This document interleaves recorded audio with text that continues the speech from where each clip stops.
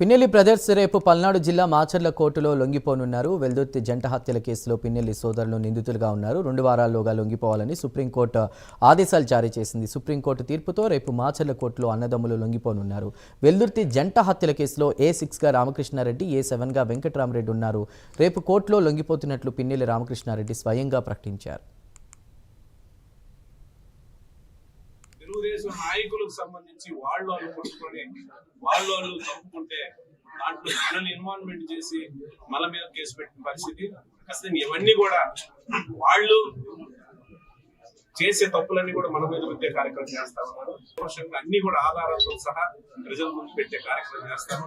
ఎందుకంటే రేపు నేను సరెండర్ అవుతా ఉన్నాను.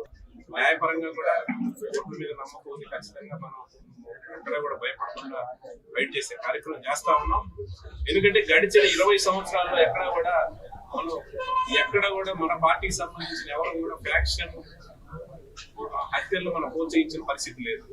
వాళ్ళ టైంలో వాళ్ళు ఫ్యాక్షన్ మంటలను ప్రోత్సహించి ఆ బురద వాళ్ళు పూసుకొని ఆ బురద ఏదో మనకు అంటియాలని చూస్తా ఉన్నారు. నన్నేదో ఒక ఫ్యాక్షన్ నాయకుడు ప్రజెంట్ చేయడానికి ప్రయత్నం చేస్తా ఉన్నారు. మనకేం సంబంధం